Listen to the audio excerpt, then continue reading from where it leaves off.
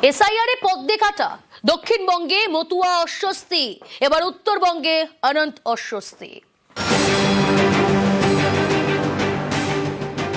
Voter লিস্টের নাম না এসে তোমার ব্যাংক ট্যাঙ্ক সব ফ্রিজ হয়ে যাবে, কোনো সুবিধা পাবেন না। গৃহমন্ত্রী কইছে ডিটেনশন ক্যাম্প বানাবে, অর্গানাইজারদের নাম উঠে নেই উনি রাখবে, তারপর প্রমাণ করবে তোমরা কোন দেশি না এই ঠেকার দেশি।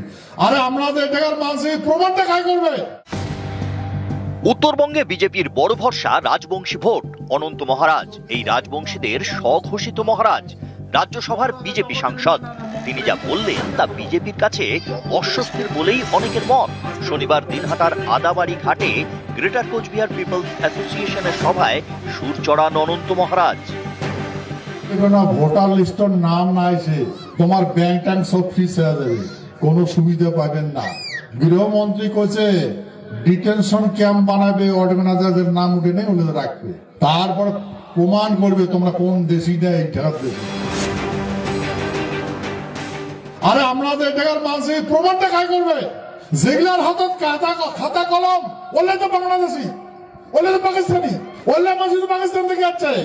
ভারতবর্ষের রাষ্ট্রপতি পাকিস্তানি বাংলাদেশি, প্রধানমন্ত্রী বাংলাদেশি পাকিস্তানি, রাজ্যপাল পাকিস্তানি বাংলাদেশি, পুলিশ প্রশাসনের প্রায় মানুষই বাংলাদেশি, লিডার গুলো সব বাংলাদেশি। তাহলে আমার প্রমাণপত্রটা কাজ দেখবে। সংবিধানে কয়া আছে, ওই সংবিধানের চেয়ারটা কাজ বসবে। বিজেপির রাজ্য সভাপতি বিষয়টি কার্যত এড়িয়ে যাওয়ার চেষ্টা করেন। উনি কি বলেছেন আমার জানা নেই, আমি বিষয়ে মন্তব্য করতে চাই না।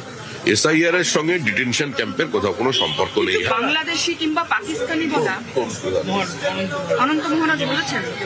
কাকে বলছেন? প্রধানমন্ত্রী কিংবা রাষ্ট্রপতি পাকিস্তানি। আমি তো শুনিনি কোনোদিন বলেছেন বলে, আমার জানা নেই। আমরা তো এই আশঙ্কার কথা বলছি, যারা পশ্চিমবঙ্গের নাগরিক, ভারতবর্ষের নাগরিক, বৈধ নাগরিক, তাদের শিকড় ধরে টান দিয়ে এসআইআর এ তাদের ভোটার তালিকা থেকে বাদ দিয়ে তাদের ডিটেনশন ক্যাম্পে অসমের মতো পরিস্থিতি করে ছাড়া আমরা সর্বাত্মকভাবে পাশে আছি এবং বিজেপি চক্রান্তের বিরোধিতা করছি। অনন্ত মহারাজ যদি প্রকৃত নাগরিকদের শুভানুধ্যায়ী হন, তাহলে কড়া ভাষায় বিজেপির এই চক্রান্তের বিরোধিতা তিনিও করুন। দক্ষিণবঙ্গে বেশ কিছু আসনে বিজেপির বড় ভরসা মতুয়া ভোট। সেই মতুয়াদের অনেকেরই আশঙ্কা এসআইআর এর জেরে তাদের নাম ভোটার তালিকা থেকে বাদ পড়বে। এ নিয়ে অস্বস্তিতে বিজেপি। উত্তরবঙ্গে আবার বিজেপির ভরসা রাজবংশী ভোট। সেই রাজবংশীদের স্বঘোষিত ধর্মগুরু এমন মন্তব্য করেছেন যা পদ্ম শিবিরের কাছে বিড়ম্বনার। যদি এতে কোনো ভোটার লিস্টের নাম না এসে তোমার ব্যাংক ট্যাঙ্ক সব ফ্রিজ হয়ে যাবে, কোনো সুবিধা পাবেন না। গৃহমন্ত্রী কইছে ডিটেনশন ক্যাম্প বানাবে, অর্গানাইজারদের নাম উঠে নেই উনি রাখবে, তারপর প্রমাণ করবে তোমরা কোন দেশি না এই ঠেকার দেশি। আরে আমাদের ঠেকার মানুষের প্রমাণটা খাই করবে। যেগুলার হাতত খাতা কলম ওলে তো বাংলাদেশি, ওলে তো পাকিস্তানি। নিউজ 18 বাংলা। 5ই জানুয়ারি রাজ্য জুড়ে মতুয়াদের অবরোধ কর্মসূচির ডাক মমতা বালার অল ইন্ডিয়া মতুয়া মহাসংঘের। ঠাকুরবাড়িতে মমতা বালা পন্থীদের মারধরের প্রতিবাদ। এসআইআর এ মতুয়াদের নাম বাদের আশঙ্কায় প্রতিবাদ কর্মসূচি। গুরুত্ব দিচ্ছেন না শান্তনুপন্থীরা। আমরা গিয়েছিলাম, তিনি একটা বক্তব্য রেখেছেন 50 লক্ষ রোহিঙ্গার যদি নাম বাদ যায় তাহলে 1 লক্ষ আমাদের লোকের নাম বাদ গেলে কোনো অসুবিধা নাই। তিনি এই কথাটা কেন বলেছেন সেটা জানার জন্য আমরা তার বাড়িতে গিয়েছিলাম। যারা মতুয়া নয় তারা যেভাবে কোনো প্রশ্নের উত্তর না দিয়ে অতর্কিতভাবে 3 দিক থেকে আমাদের আক্রমণ করেছে, আমাকে করে যেভাবে মারপিট করেছে, হসপিটালে এডমিট ছিলাম। তাহলে এই বিচারটা ঠাকুরের দরবারে পাঠালাম। জাহাজ প্রতিমন্ত্রী আজকের নাম ভাঙাইয়া খাচ্ছেন, সেই তরি ফুটো হয়ে যাচ্ছে। এ তরি আর কেউ বাঁচাতে পারবে না। দয়াল যদি হরিচাঁদ গুরুচাঁদ থাকে, এর ক্ষমা কেউ পাবে না কোনোদিন। মূলত নান্টু গোসাইকে যেভাবে একজন গোসাইকে যেভাবে প্রহার করা হয়েছে এটা মতুয়াদের অসম্মান। এরই প্রতিবাদে আগামী 5 তারিখে এবং সেই সঙ্গে আপনারা হিয়ারিং করুন, কিন্তু কোনো মতুয়া, দলিত, আদিবাসী, দেশভাগের বলি কোনো মানুষের নাম যাতে কাটা না যায়, দুটো ইস্যুকে সামনে রেখে আগামী 5ই জানুয়ারি সোমবার বেলা 12 ঘটিকায় সারা বাংলার বিভিন্ন জেলা জুড়ে আমাদের যেখানে যতটুকু সংগঠন আছে অবরোধ কর্মসূচি পালন হবে। তাদের এই রাজ্য জুড়ে যে কর্মসূচি অবরোধের কোন বিষয়ে আদৌ ঠাকুর বাড়িতে শান্তনু ঠাকুরের ঘরের কাছে এসছিল, আমরা তাদের রুখে দিয়েছি সেই উদ্দেশ্য, না এসআইআরে মতুয়াদের নাম বাদ গেছে সেই উদ্দেশ্যে, সেইটা আগে পরিষ্কার করা দরকার।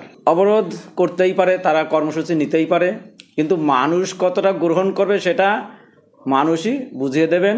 ইতিমধ্যেই দেখেছি মতুয়ারা তাদের পাশে নেই বিধায় তাদের এই সব কর্মসূচি তারা নিতে বাধ্য হচ্ছে।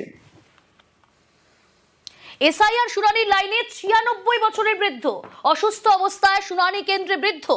কোচবিহারের দিনহাটার বড় আটিয়াবাড়ির ঘটনা, চরম হয়রানি 96 বছরের নিখিল চন্দ্র সরকারের। ইতিমধ্যে 2বার স্ট্রোক হয়েছে বৃদ্ধের।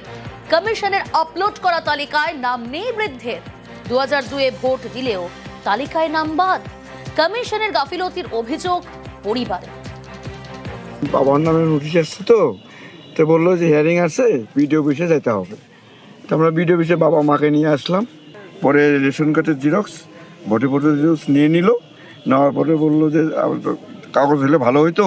তো বললো যে আমাদের কোনো কাগজপত্র নাই, আর ওই ঠিক আছে আমরা কম্পিউটারে লোড করে দেখি। 2002 ছেলের নাম কেন নাম নেই? আরে কিভাবে কি করলো কিছুই বুঝলো। তাহলে উনি এতদিন থেকে সবারই ছিল। আচ্ছা, ভোট দেননি? হ্যাঁ, ভোট দিচ্ছে।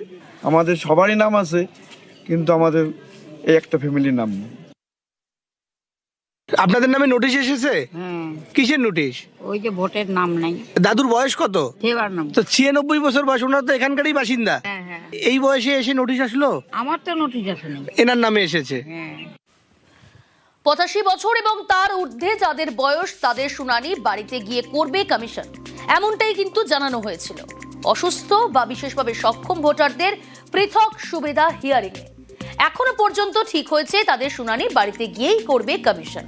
কিন্তু এখানেই তো প্রশ্ন, যেখানে 96 বছরের বৃদ্ধ যার 2বার স্ট্রোক হয়েছে, তাকে কেন ডাকা হলো, কেন হিয়ারিং এ তলব করা হলো, কেন তার বাড়িতে গেল না কমিশন? শুভঙ্কর রয়েছে, উত্তর নেওয়ার চেষ্টা করবো। শুভঙ্কর। প্রিয়াঙ্কা, দেখো তোমাকে জানিয়ে রাখি, এই যে বৃদ্ধা নিখিল চন্দ্র সরকার, এনার বাড়ি দিনাটা 1 ব্লকের আটিয়াবাড়ি 1 গ্রাম পঞ্চায়েত এলাকায়। 2002 সালে কমিশন যে ভোটার লিস্টের তালিকা বের করেছে, সেখানে দেখা যাচ্ছে বৃদ্ধার নাম নেই। আর সে কারণেই এই শীতের ঠান্ডায় 96 বছর বৃদ্ধ তার স্ত্রীকে সাথে নিয়ে তার ভোটার কার্ড এবং রেশন কার্ড দিয়ে সেই কমিশনের এসআইআর শুনানিতে হাজির হয়েছে এবং তার পরিবার যাতে যথেষ্টই ক্ষুব্ধ। ইতিমধ্যেই তার 2বার স্ট্রোক হয়েছে। তিনি তার পরিবারের সমস্ত সদস্যদের নাম ভোটার তালিকা, যে নতুন এসআইআর এর তালিকা প্রকাশ হয়েছে, সেখানে থাকলেও এই বৃদ্ধার নাম নেই।